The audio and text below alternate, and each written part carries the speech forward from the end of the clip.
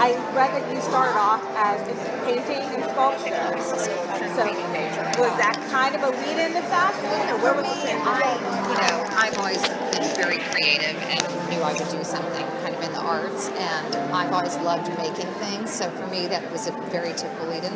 What I still love today most about what I do is designing the fabrics, getting the textiles in, and then it's like all the possibilities of what something could be, and that is truly the most fun part about it. It's all creative, whether it's doing art or designing. I consider fashion to be like art because you're always making something new. It's another creative outlet. Exactly. But you're from Dallas originally. I am. I've lived in New York for a long time, but I'm from Dallas originally. Okay. Do you ever miss the Southern hospitality a little bit more? What influences me every single season, or really what's always influenced this whole collection, is I think the women in Texas, I've always loved how they get dressed. They get up and they get dressed, and it's not like putting on sweats or just going for the really casual, easy.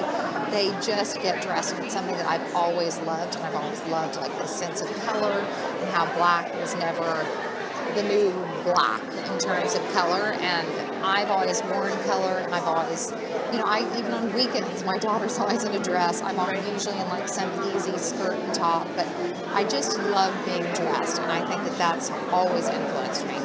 And you're absolutely right. I remember one of my favorite TV shows used to be What Not to Wear with Stacey and Clinton, and I remember one of the rules is like, get dressed to go to the grocery store. Don't just throw on the sweats. And I definitely see that here. I'm from Pennsylvania, but I also notice here too, like the Southern Belle mentality. People literally dress up every day, not just for events.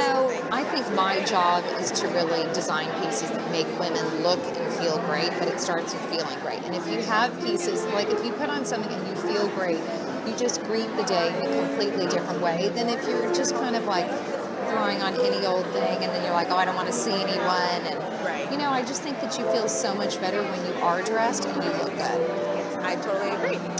So, are we looking at spring right now? Spring, your summer? This is spring. This is some spring. This is pre-fall. Okay. Pre-fall is just trickling in, but yes, it's mostly spring and pre-fall. And you said a little bit of your inspiration was the idea that women like to get up every day and dress. So what else was your inspiration for this collection? I mean, the inspiration for this spring collection was really based on old Japanese kimonos and how kind of mixing graphics and florals. But for me, it's, I love pieces that can take me day to dinner, that I can wear all day long with sandals, flats, whatever, and just change my shoes and jewelry. So kind of a woman who's on the go. It's very, I would say our collection has a very much entertaining lifestyle bent to it. And I'm definitely the customer for it. I work all day, but then I've got luncheon, and I have 20 people coming over for dinner at night, and I need pieces that I can just walk in the door and get to it, and don't need to go change and fuss over my clothing. So I would say it's really that lifestyle that is our constant inspiration. And I totally love stuff like that. You move from day to night. I'm very busy too. I'm an engineer during the day, and I'm always running to fashion events at night. I don't have a lot of time to stop home and change. Right. So it just takes up too much time and too much energy. So you need pieces that really work, and that you can change your jewelry, change your shoes, but that you feel great in, and that are appropriate for all day long. It's interesting that you said about the Japanese kimonos, because I actually went to a samurai exhibit here at the museum, and they had a whole fashion show on Japanese fashion, kimonos, and I forget the hataka, whatever the version of the kimono that's a lighter fabric, and it was really interesting. It was really sad though, because they said like even for traditional weddings and stuff, they're kind of moving away from even wearing traditional kimonos, and they're so pretty. And I know. Like, no, don't get rid of that part of your culture. You see in many cultures that people are moving away from the traditional dress or even the traditional lifestyle. And there's a loss of something there, for sure. So how did you get associated with coming to the luncheon today? Well, this is really through Neiman Marcus. Neiman Marcus is a big partner of ours, and so they'd asked if I would come down and do this luncheon. Of course, it turns out I know some of the board members and know some of the people involved with the organization, just from basically being from Texas. Great. Yeah. And because Neiman Marcus started in Dallas, so it had that hometown connection. That's great. Right. If there's any celebrities that you haven't dressed yet that you would like to dress. Well, I would have loved to have dressed Audrey Hepburn. Oh, yeah. She's such a Kate Blanchett, I don't know that we've ever dressed her, and I would love to dress her. I love her style.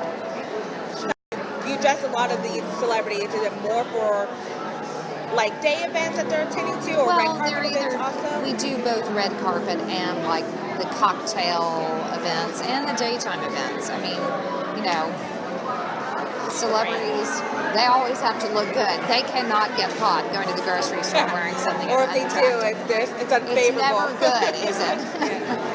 And then there's a couple more questions. Do you have any tips for any budding fashion designers or people who want to get into the industry now? Yeah, I mean, it's a very difficult industry, and it's very difficult to break into, but it's very difficult to stay in there. It's something that I feel like if you really love fashion and it's what you really feel like you want to do, you have to get persistence, and you have to figure out how to just keep putting one foot in front of the next and keep going, because I cannot tell you how many no's I've heard over the years and, you know, setbacks, and you just keep going and don't take no for an answer.